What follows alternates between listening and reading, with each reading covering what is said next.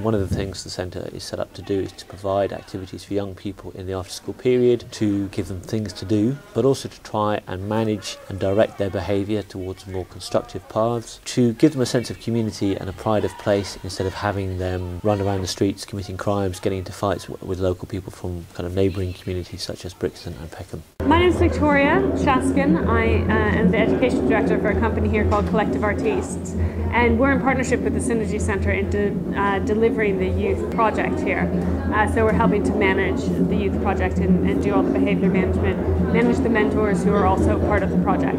The young people that we're working with come from the school directly across the street. They tend to be transitioning between sort of school and outside. There's a lot of sort of fights that break out as they're coming out of the school building, and that's why you see police and stuff out every day to deal with those issues.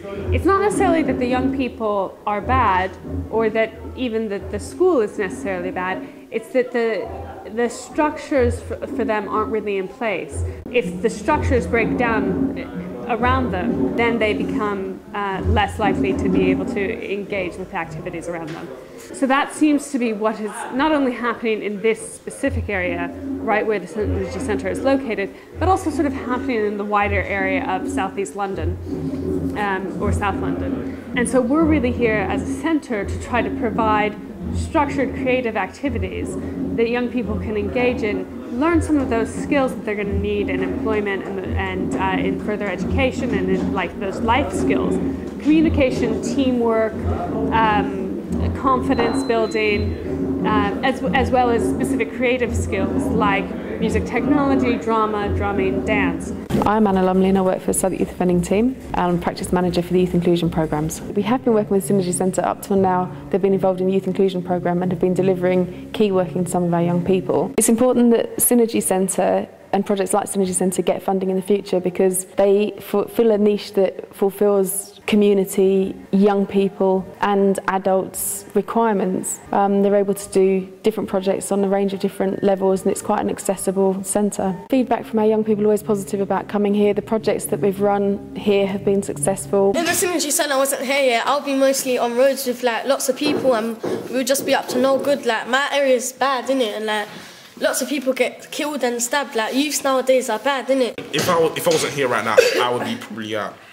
I'd just be rolling around the road doing absolutely nothing. Now that it's here, yeah, it's something you can go to and have fun, and also you can learn and go in school and say what you've learned, and it will help you with your subjects as well. And I'd say we're at the beginning of a kind of exciting time in terms of our partnership work with Synergy, and we're excited about building that and running more holiday programmes here as well as the term time stuff. I'm Quinton and this is Rohan, and we're community media design. We've been at the centre, Synergy Centre here for about 2 years, and we've just started this young offenders team project, teaching the young kids who are in secondary school some basics of music after their school classes and getting them interested and getting them into activities. Quentin is the actual music tutor. Music teacher, teaching them reason and sound forge, basically building tracks from nothing to something. The aim of it is to get them to do 2 tracks and go to the studio. It can be instrumentals, they can put vocals on it, they can shout on it, they can scream, they can dance on it. So that's the aim, to get them to do something by the end of the course. There's different types of music they're doing. They're going rap, they're doing indie type of stuff, loops, breakbeats, so they're doing a very different spectrums of music here. We have only spaces for 10 students, although we wish we could have more. Yeah. Although we have 3 times a week, we can sometimes get 25, 30 people in a week. We have quite a few people who are interested all the time and want to come and join, and we just don't have space for them. At the moment what we're using is recycled computers. They're taking quite a strain with not only the young kids taking it, but there's the actual audio cards and the video cards that we're having to put in to actually manage the software. The way that the funding works and the way that sort of sustainable projects work in the current funding environment is that young people get used to doing a certain project, and just when they start to get comfortable, with the people working on the project, they start to open themselves up and really be able to be challenged. If the project ends and the funding's cut, those young people may have developed a little bit, but that development really isn't sustained, and so they're more likely to go back into negative behaviour, to the behaviour that they had beforehand. The repercussions of the funding being cut is that they don't progress. So you've sort of spent all this time working with these young people to get them to progress, and when they just start doing that, it may take a year for them to just start doing that. And when they just get there, the project ends. As soon as you take that project away, then you take away all the possibilities that they will be able to progress from that point. And that's just really unfortunate because young people get used to projects and used to opportunities being taken away from them. I think it makes them less likely to engage in projects in the future, not only at the centre, but in other projects.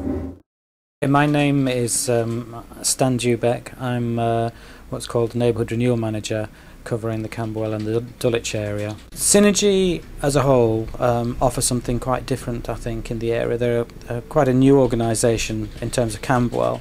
They've now been on the scene 2-3 years. They've established themselves in terms of their willingness and capacity to promote community cohesion. And latterly, we've invested in Synergy in a project that we run jointly with the youth offending team.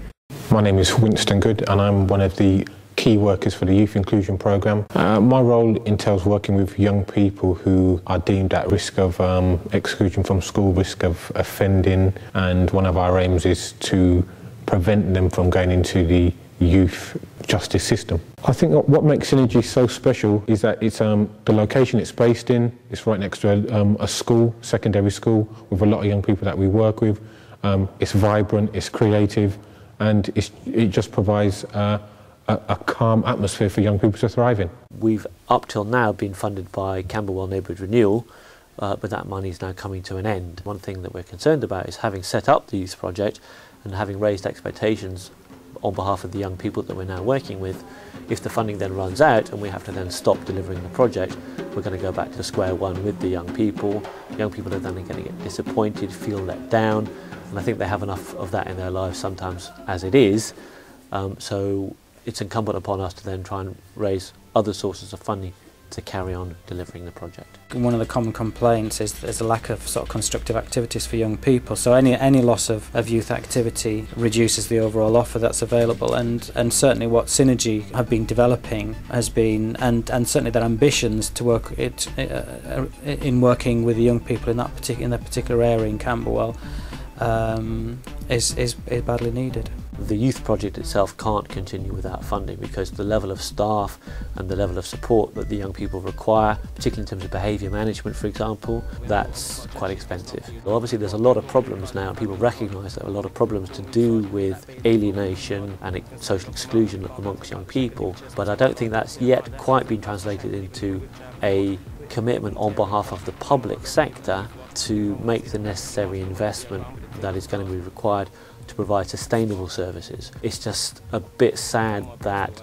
our society as a whole has yet to realise that investing in young people is actually money saved. The Prince's Trust, for example, has done a report recently measuring the cost of not investing in young people in terms of the criminal justice costs, the lack of employment that young people will then not get into, the lack of skills, the benefits that then young people have to be paid to compensate them for their unemployment, and so on.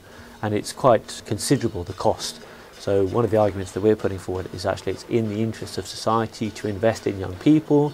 You reduce the cost associated with crime and antisocial behaviour. You raise the quality of life of local residents who otherwise suffer from the antisocial behaviour that the young people engage in. But also you help the young people get opportunity and you encourage them to become better and more active citizens.